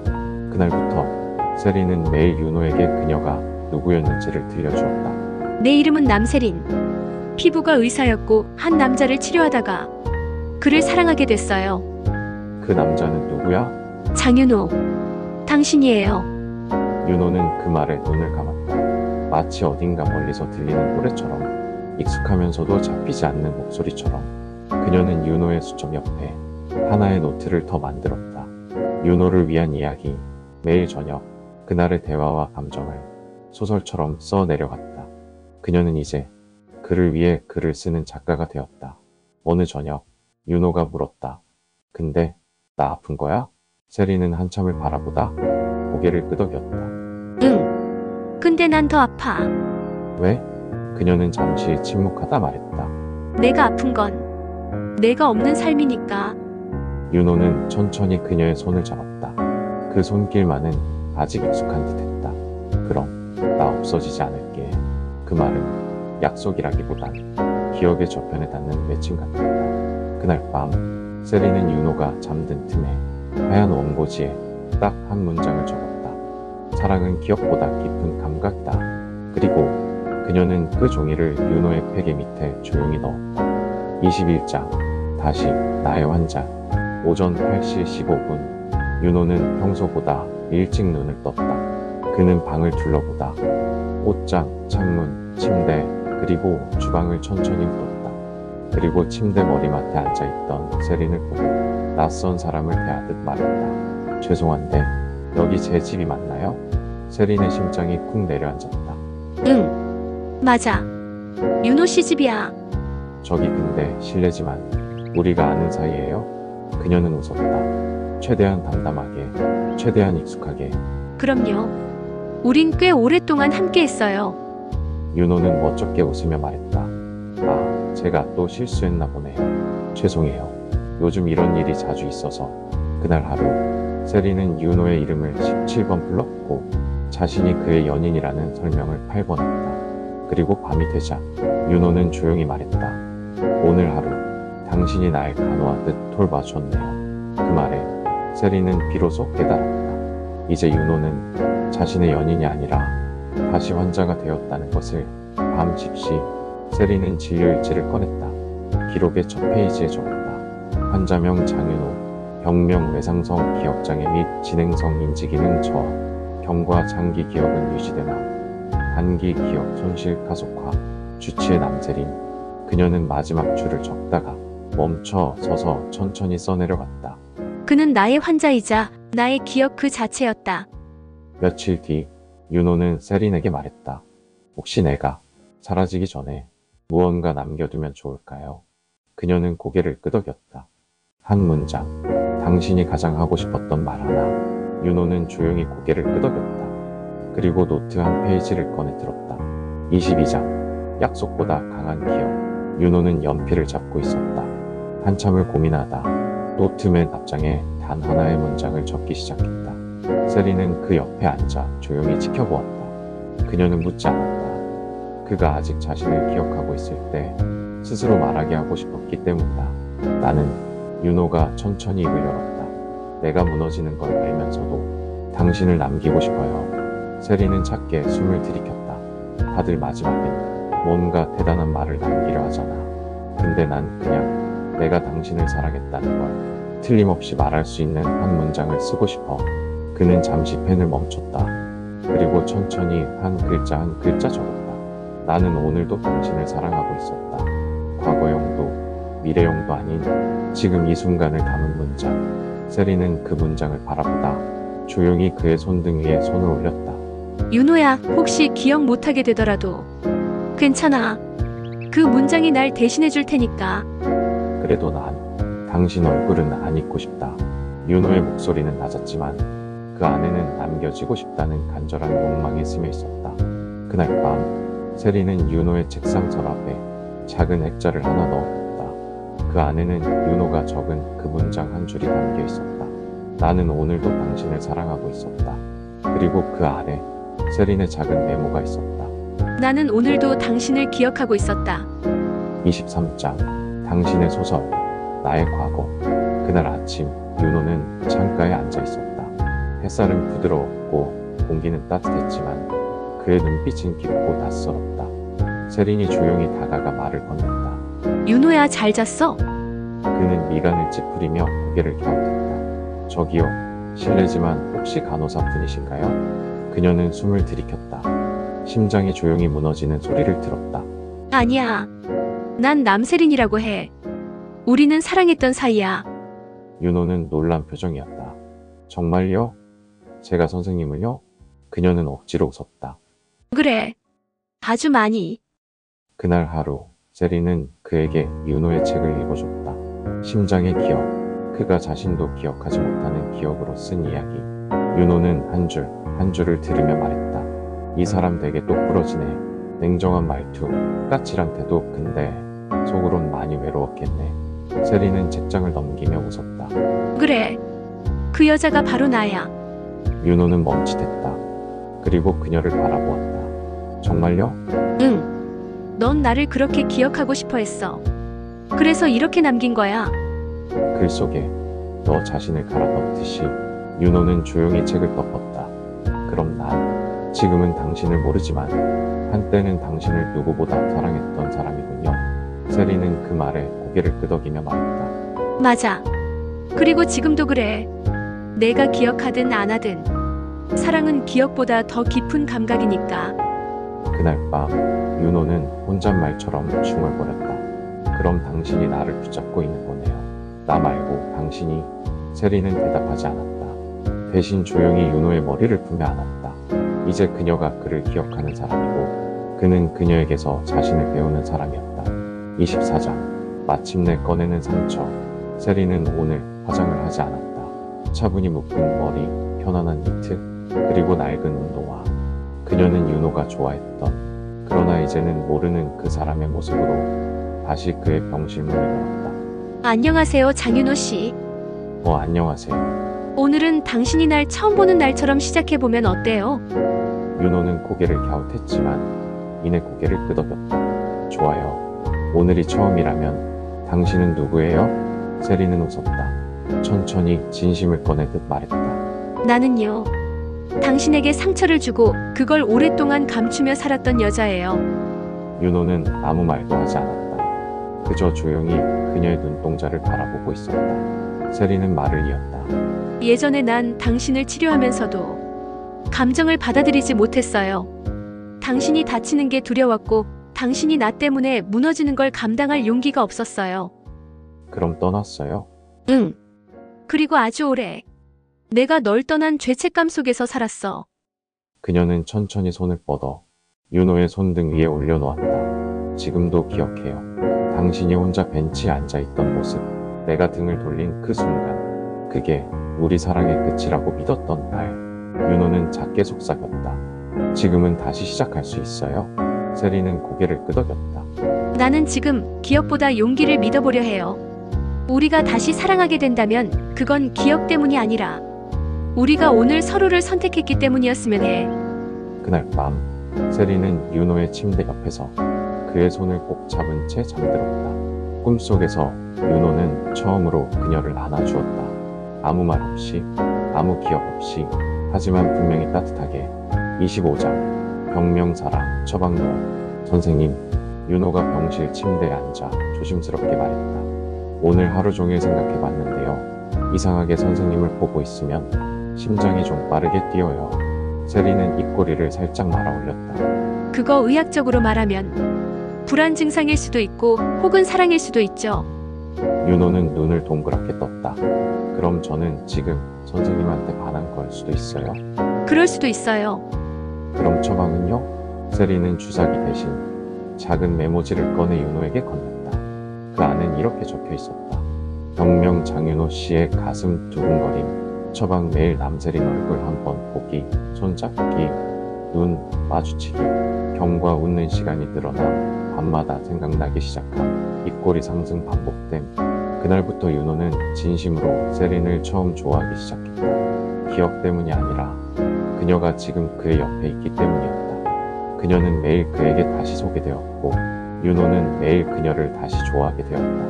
어느 날 윤호는 세린에게 물었다. 우리가 예전에 사랑했다면 그건 끝났던 건가요? 세린은 고개를 저었다. 아니, 잠시 멈췄던 거야. 우리 사랑은 기억을 쉬었을 뿐 사라진 적 없었어. 윤호는 고개를 끄덕이며 속삭였다. 그럼 이번엔 내가 먼저 시작할게요. 그는 천천히 그녀의 손을 잡았다. 기억이 아닌 지금의 감각으로. 그날 밤 세리는 일기장에 이렇게 썼다. 사랑이란 기억에서 시작될 필요는 없었다. 그냥 다시 오늘부터 시작하면 됐다. 26장. 고백. 하지만 또 다른 침묵. 저녁 노을이 병실 창을 붉게 물들이던 시간. 윤호는 베개를 살짝 세운 채 세린이 건넨 수건으로 뺨을 닦고 있었다. 요즘 당신 얼굴만 보면 이상한 생각이 들어요. 예를 들면 뽀뽀하고 싶다든가 같이 늙고 싶다든가. 세린은 웃음을 터뜨렸다. 같이 늙고 싶다니 꽤 큰 고백인데요. 윤호는 진지한 눈빛으로 말했다.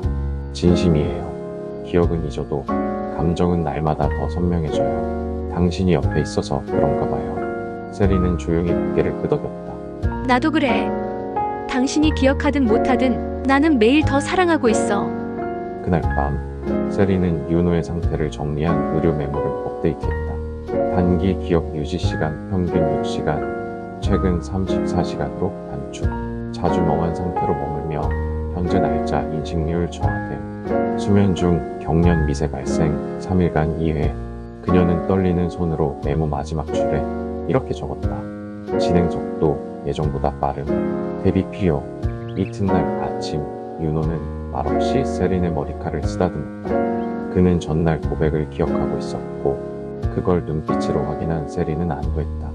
하지만 그가 돌아서 화장실에 들어간 뒤 거울 앞에서 중얼거리는 걸 세리는 들었다. 오늘이 몇 월 며칠이지? 그 말은 칼처럼 날카로웠다. 세리는 조용히 침대 모서리에 앉아 손가락으로 자신의 팔을 움켜쥐었다. 그녀는 속으로 말했다. 사랑한다는 말 뒤엔 아무 말도 할 수 없게 되는 순간이 온다.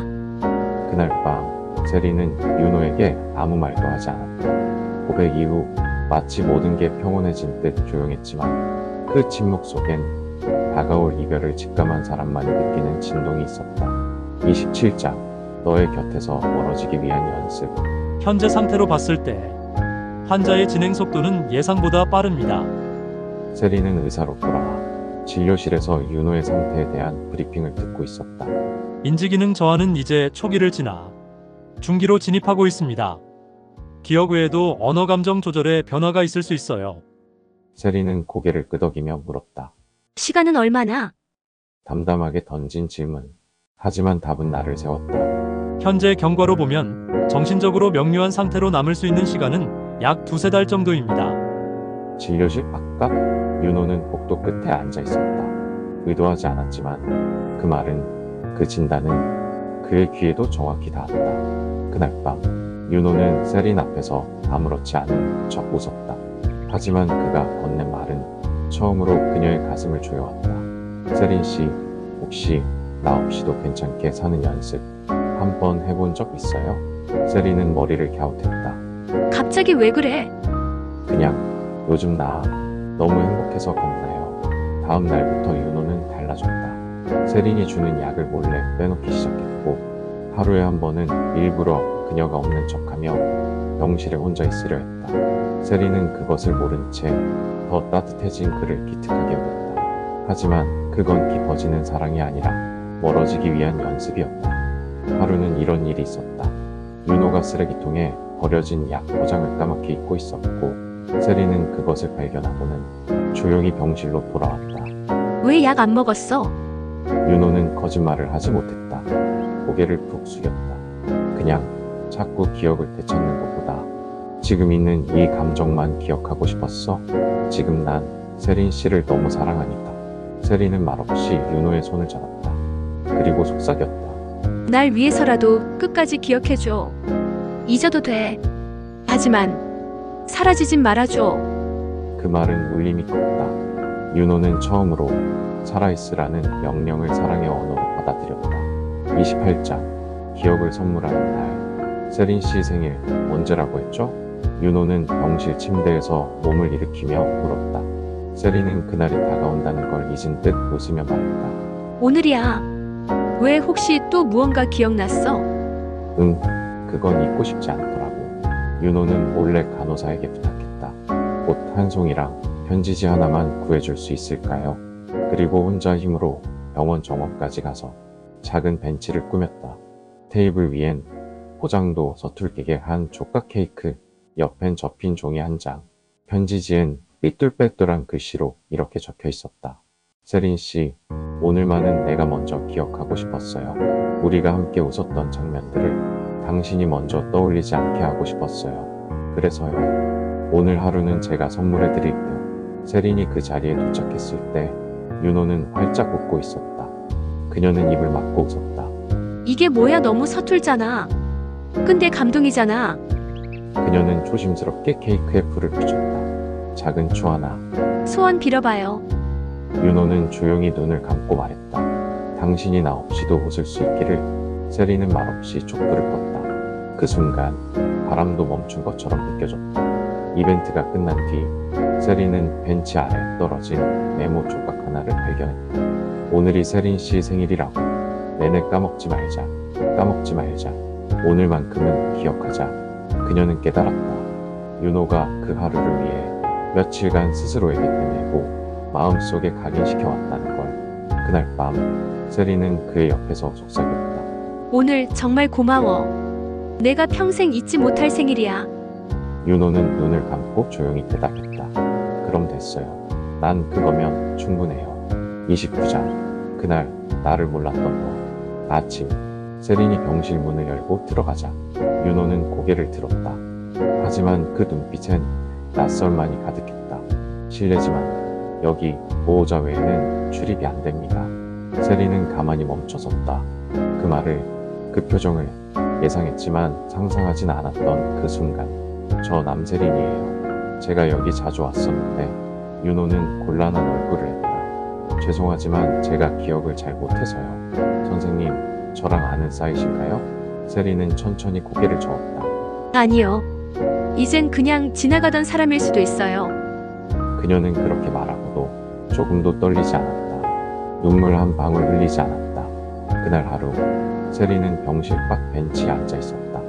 그녀는 의사 가운도 입지 않았고 손에는 아무 기록지도 들려 있지 않았다. 그저 한 사람으로 그의 곁을 지키는 존재 하나로만 있었다. 저녁 무렵 윤호는 복도를 걷자 우연히 그녀를 다시 마주쳤다. 안녕하세요. 오늘 아침에도 뵌 것 같아요. 세리는 웃었다. 그랬던 것 같네요. 저는 장윤호예요. 알고 있어요. 그럼 우린 어디서 본 적 있나요? 세리는 잠시 생각하다 말했다. 아마도 어떤 기억의 끝자락쯤에서요. 그날 밤 세리는 일기장에 이렇게 썼다. 그가 나를 기억하지 못해도 나는 그를 놓지 않기로 했다. 사랑은 기억이 아니라 남겠다는 의지에서 시작되니까. 30장 기억을 심는 사람. 세리는 작은 상자를 꺼냈다. 그 안엔 사진 수십 장, 손글씨로 된 노트 몇 권, 그리고 한때 윤호가 썼던 연습 노트까지 담겨 있었다. 이젠 내가 너를 기억하는 사람이 아니라 너에게 너를 알려주는 사람이 돼야겠구나. 그녀는 조용히 웃으며 윤호만을 위한 기억 일기장을 만들기 시작했다. 제1장, 우리가 처음 손을 잡았던 날. 제2장, 너는 내 이름을 17번 불렀지.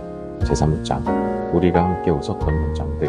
제26장, 너는 오늘도 내 이름을 몰랐지만 모든 장은 사랑의 조각들이자 그의 존재를 증명하는 증거들이었다. 윤호는 매일 아침 그 일기장을 펼쳐 세린의 목소리를 들었다. 이건 당신이 고른 첫 번째 꽃이에요. 그땐 꽃 이름도 잘 몰랐으면서 무작정 당신 같아서라고 말했죠. 이건 우리가 같이 갔던 정원이에요.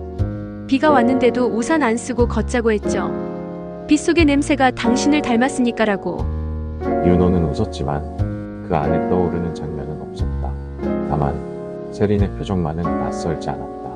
내가 당신을 정말 사랑했었나 봐요. 윤호는 어느 날 그렇게 말했다. 세린은 조용히 고개를 끄덕였다. 그래. 그리고 지금도 그래. 기억은 사라졌지만 사랑은 남았으니까. 그녀는 일기장 마지막 장에 작은 글귀 하나를 붙였다. 당신이 나를 기억하지 못해도 괜찮아요. 내가 매일 당신에게 당신을 다시 소개해줄게요. 사랑이란 그렇게 반복되는 인사 속에서 결국 남게 되는 거니까요. 그날 밤 세린은 윤호의 침대 옆에서 속삭였다. 안녕 윤호야. 오늘도 내가 누군지 말해줄 수 있어서 행복했어. 31장 세린이라는 이름. 아침 햇살이 병실 창가를 어루만지고 있었다. 세린은 창문을 열고 공기를 환기시키며 말했다. 오늘은 조금 쌀쌀하네. 긴팔 꺼내야겠어. 뒤에서 윤호의 목소리가 들려왔다. 세린 씨는 추위 많이 타죠? 그 순간 세린의 손에 들려있던 창문 고리가 흔들렸다. 그녀는 아주 천천히 돌아보았다. 방금 뭐라고 했어요? 윤호는 멋쩍은 웃음을 지으며 말했다. 세린 씨, 아까 간호사분이 그 이름을 불러서 저도 모르게 따라 한 걸 수도 있어요. 세린은 그를 가만히 바라보다 고개를 저으며 말했다. 아니야. 그 이름 방금 너 입에서 참 자연스럽게 나왔어. 그녀는 조심스레 그의 옆에 앉았다. 윤호야, 혹시 나 기억나? 윤호는 한참 고민하듯 입술을 움츠리다가 말했다. 장면은 안 떠올라요. 근데 당신을 보면 마음이 편해져요. 그게 기억이라면 아마 그런 종류일 거예요. 세린은 고개를 끄덕였다. 기억은 없지만 감각은 남아있구나. 그날 하루 세린은 세린이라는 이름을 수없이 들었다.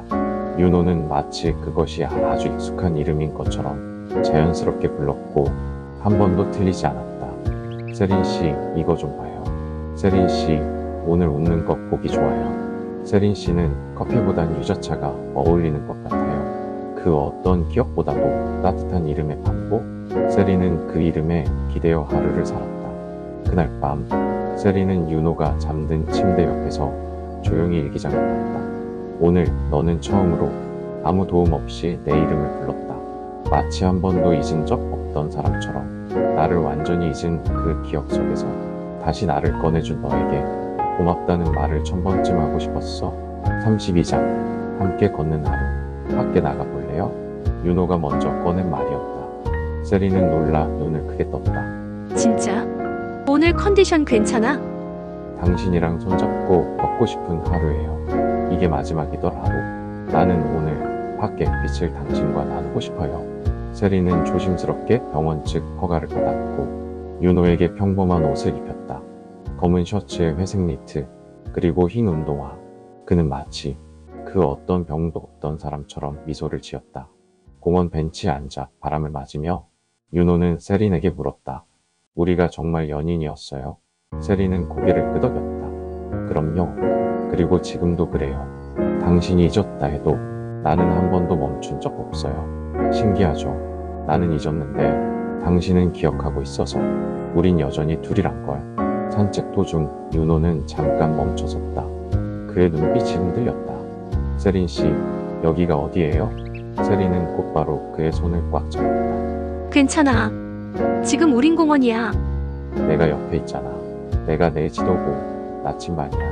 그녀는 조심히 그의 이마를 짚었다. 땀이 송골송골 맺혀 있었다.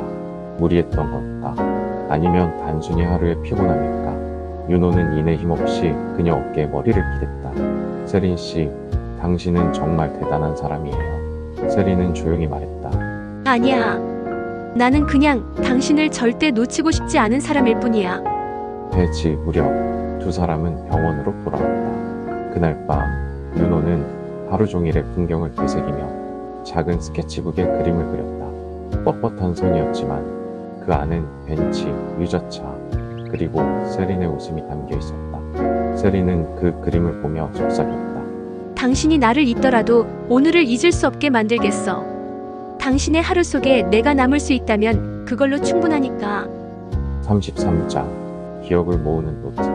세린은 작은 가죽 커버의 노트를 펼쳤다. 맨 앞장엔 이렇게 써 있었다. 장윤호 씨의 하루들, 기억을 잃지 않아도 잃어도 괜찮게. 그녀는 하루하루를 기록했다. 오늘은 공원 벤치에서 유자차를 마셨다.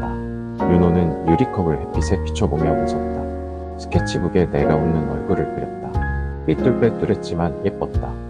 그녀는 노트 한 귀퉁이에 윤호의 스케치를 비췄다.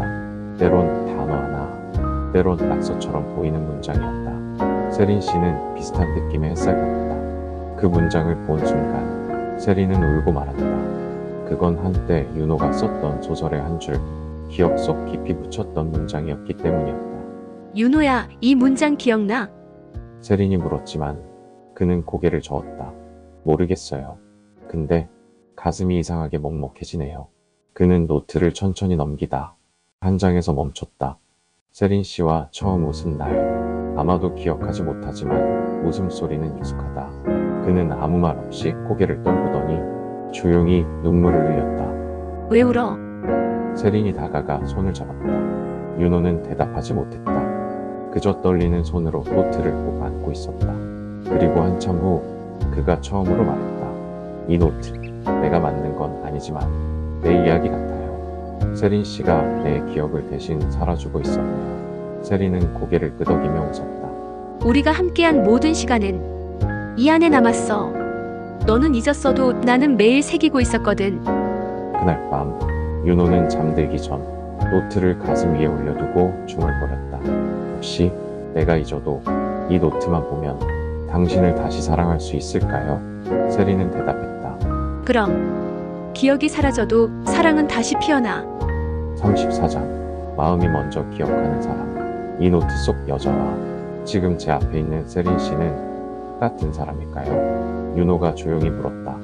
세린은 웃지 않았다. 고개만 천천히 끄덕였다. 그래, 같은 사람이야. 하지만 너는 기억이 아니라 느낌으로 나를 다시 만나는 중이겠지. 윤호는 며칠간 스스로 노트를 다시 읽었다. 그리고 노트 속 장면들을 따라 걷기 시작했다. 공원, 병원 뒷문 옆 담장, 구내식당의 창가 자리. 그는 그곳에서 무언가를 기억하려 하지 않았다. 대신 가슴이 반응하는 순간을 기다렸다. 하루는 이런 일이 있었다. 병원 옥상에서 윤호는 홀로 앉아 있었다. 세린이 뒤늦게 올라가자 그가 조용히 말했다. 이 자리에선 어떤 장면이 떠올라요. 당신이 내 옆에 앉아 있고 우린 같이 하늘을 봤던 것 같아요. 정말 그런 날이 있었어. 세린이 앉아 그의 옆에서 대답했다. 그날 내가 너한테 물었거든. 하늘은 왜 저렇게 끝없이 맑을까? 그랬더니 내가 말했지. 당신 눈엔 나도 그렇게 보여서 그런 거 아닐까? 라고. 윤호는 조용히 웃었다. 그 말 내가 했던 거 맞아요? 응. 그리고 그건 지금 너도 할 수 있는 말이야. 그날 밤 윤호는 세린의 눈을 가만히 바라보다 말했다. 노트 속 당신도 지금의 당신도 다 사랑스러워요. 그걸 느낄 수 있어서 다행이에요. 세린은 눈시울을 붉히며 말했다. 그게 바로 사랑이야. 기억은 흐려져도 사랑은 방향을 잃지 않으니까. 35장 잊혀진 고백을 다시 쓰다. 세린 씨, 혹시 그날 내가 어떤 말로 고백했는지 알려줄 수 있어요? 윤호는 노트를 읽다 말고 고개를 들어 물었다. 세린은 잠시 망설이다. 웃으며 대답했다. 그날 너는 말했어. 내 기억에서 당신이 사라져도 마음이 기억하길 바라는 사람은 단 한 명뿐이다. 윤호는 조용히 되뇌었다. 단 한 명. 그는 작고 조용한 계획을 세웠다. 병원 옥상, 작은 조명, 간호사에게 부탁해받은 붉은 풍선 2개, 그리고 노트 한 장. 노트엔 그의 글씨로 이렇게 쓰여 있었다.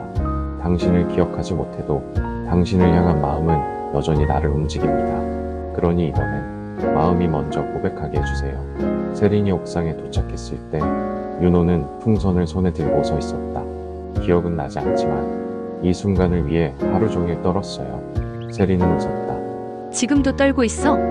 말도 못하게 그는 풍선 하나를 내밀며 말했다. 이건 내가 기억을 되찾길 바라는 풍선. 그리고 이건 두 번째 풍선을 그녀에게 내밀며 말했다.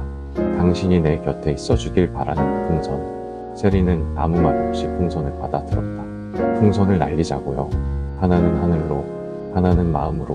두 사람은 동시에 손을 놓았다. 붉은 두 점이 하늘 위로 천천히 오르며 하나의 궤도를 그렸다. 그날 밤 윤호는 세린의 손을 꼭 잡고 말했다. 기억을 다시 써내려갈 수 있다면 그 첫 문장은 당신 이름이었으면 좋겠어요. 세린은 조용히 대답했다. 그럼 내가 매일 그 첫 문장을 내게 들려줄게. 36장 끝을 마주한 사람. 단기 기억 상실이 심각해졌습니다. 이제는 하루가 아니라 몇 분 단위로 초기화되는 수준이에요. 담당 의사의 말에 세린은 아무 대답도 하지 않았다. 그저 눈을 감고 천천히 깊게 숨을 쉬었다. 이제 정말 그 끝이 다가왔구나. 그날 밤 윤호는 처음 보는 눈빛으로 세린을 바라봤다. 혹시 처음 뵙는 분인가요? 세린은 아무 말 없이 고개를 저었다. 아니에요. 전 늘 당신 곁에 있었던 사람이에요. 그럼 제 보호자시군요. 왠지 모르게 마음이 놓여요. 그 말에 세린은 결국 눈물을 터뜨렸다. 다음 날 세린은 병원장에게 사직서를 냈다. 그 환자 장윤호 씨요. 앞으로는 제가 끝까지 곁을 지킬 겁니다. 의사로서 아니요. 사랑하는 사람으로서요. 세린은 윤호의 침대 옆 작은 공간에 매트를 깔고 앉기 시작했다. 그는 세린을 기억하지 못한 채 매일 다른 인물로 오해했지만 이상하게도 하루의 끝엔 늘 그녀의 손을 먼저 잡았다. 오늘 당신 이름이 뭐예요? 그의 질문에 그녀는 웃으며 대답했다. 세린이에요. 오늘도 내일도 당신 옆에 있는 이름이에요. 세린은 매일 아침 윤호에게 노트를 들려주고 사진을 보여주고 그가 웃던 장면을 연기하듯 재현했다. 이거 내가 웃었었나요? 응. 지금보다 더 밝게. 지금도 당신을 보면 웃음이 나네요. 그 말에 세린은 속으로 되뇌었다. 그래, 이게 사랑이야. 당신이 날 기억하지 못해도 나는 당신을 사랑하고 있어. 그날 밤 세린은 자신의 일기장에 마지막처럼 썼다. 사랑이 끝나는 자리에 내가 머무르기로 했다. 누군가의 기억에서 사라지더라도 그의 곁에 남는다면 그건 끝이 아니라 다시 시작이니까. 37장 사라진 사람. 장윤호 환자요. 오늘 새벽에 퇴원 조치됐습니다. 뭐라고요? 세린은 잠시 숨이 멎었다. 그게 무슨 말이에요? 그는 혼자 걸을 수도 없어요. 기억도 없다고요. 가족분이 오셔서 정식 서류를 제출했고 입원비도 모두 정산됐습니다. 가족? 세린의 입에서 말이 나오지 않았다. 윤호는 가족이 없었다. 적어도 그녀가 아는 한은 병원 CCTV를 확인한 세린은 누군가 윤호를 휠체어에 태워 검은 SUV 차량에 태우는 장면을 목격했다. 그 얼굴은 모자와 마스크로 가려져 있었다. 이건 우연이 아니다. 그를 데려간 건 기억을 지우는 걸 넘어 그를 완전히 없애려는 사람이다. 세린은 곧바로 경찰에 신고했지만 법적 보호자 서류가 정식으로 처리되었기에 문제없다는 답만 돌아왔다. 그가 사라졌어요. 그리고 아무도 그 사실을 심각하게 여기지 않아요. 병원 옥상에서 세린은 무너졌다. 처음으로 정말 깊이 무너졌다. 그녀는 남겨진 윤호의 노트를 펼쳤다. 그 안엔 마지막으로 쓰인 글귀 하나가 남아있었다. 세린 씨, 내 안에 당신이 있다는 감정. 그게 너무 커서 두려워요. 그래서 언젠가 당신 곁을 떠나야 할지도 모르겠어요. 혹시 내가 사라지더라도 나를 찾지 말라는 건 당신을 지키기 위한 마지막 기억이에요. 세린은 노트를 가슴에 끌어안으며 중얼거렸다. 바보야. 그럼에도 나는 널 찾을 거야. 기억이 사라져도 몸이 사라져도 넌 내 사랑이니까. 그리고 그날 밤 세린은 병원 사무 기록을 모두 확인하며 윤호가 남긴 단 하나의 단서 한 곳의 주소 조각을 발견하게 된다. 38장 조작된 기억의 조각들. 주소는 서울 외곽의 작은 마을. 지도에도 뚜렷이 찍히지 않는 곳. 세린은 어두운 골목 끝 한 낡은 양옥집 앞에서 걸음을 멈췄다. 초인종은 없었다. 문은 굳게 잠겨 있었고 창문마다 짙은 커튼이 쳐져 있었다. 그녀는 병원 이름이 적힌 흰 봉투를 문틈 사이로 밀어 넣었다. 그 속엔 윤호의 기억 노트 복사본과 한 줄의 편지가 담겨 있었다. 윤호를 돌려주세요. 그는 누구의 것도 아닙니다. 단지 자신의 삶을 살고 싶은 한 사람일 뿐입니다. 그날 밤 세린은 근처 모텔에 묵으며 휴대폰 GPS 기록, 병원 퇴원 시간, CCTV 시간대를 조합해 윤호를 데려간 사람의 이동 경로를 추적했다. 그때 하나의 낯익은 이름이 나타났다. 한도경. 윤호가 오래전 절필 선언을 하게 만든 출판사 대표. 왜 그가 여기서 나타나는 거지? 다음 날 세린은 출판사 주소지를 찾아가 그에게 무작정 면담을 요청했다. 장윤호 씨가 사라졌습니다. 그리고 당신 이름이 그 실종 경로에 있어요. 한도경은 의자에 기대 앉아 조용히 말했다. 그는 기억하지 않아야 살아남을 수 있는 사람이에요. 그 과거는 그를 무너뜨릴 겁니다. 그 판단은 윤호 본인이 할 일 아닙니까? 그는 지금 자신이 누구였는지도 모릅니다. 누구를 사랑했는지도 왜 쓰는지도 잊었죠. 그게 가장 안전한 상태였어요. 세린은 주먹을 불끈 쥐며 말했다. 당신들이 지운 기억을 나는 다시 새겨줄 거예요. 그게 나의 사랑이고 내가 살아야 할 이유니까. 그날 밤 세린은 윤호가 마지막으로 남겼던 스케치북을 다시 꺼냈다. 그 마지막 장엔 반쯤 그려진 풍경 하나가 있었다. 바다, 하얀 등대, 그리고 등대 아래 누군가를 기다리는 여자.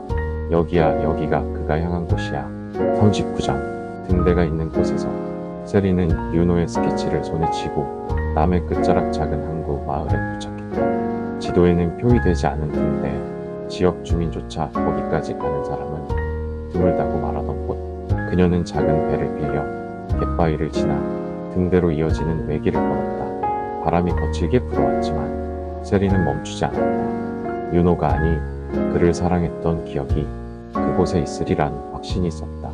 그리고 하얀 등대 아래 한 남자가 바다를 바라보고 있었다.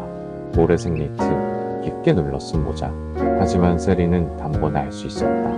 윤호. 남자는 천천히 돌아보았다.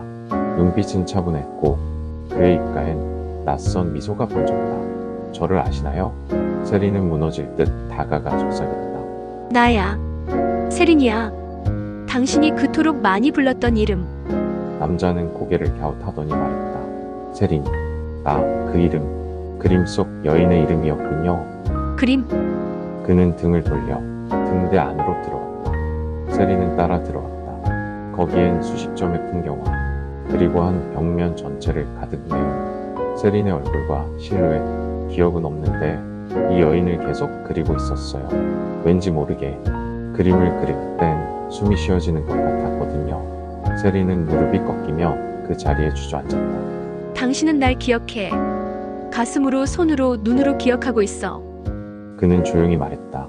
그럼 혹시 우리가 사랑했던 적이 있나요? 지금도 하고 있어. 바다 너머로 해가 지고 있었다. 두 사람 사이엔 말 대신 숨결만 남았지만 그 숨결은 기억보다 깊고 이름보다 선명했다. 그날 밤 세리는 등대 아래 작은 숙소에 남았다.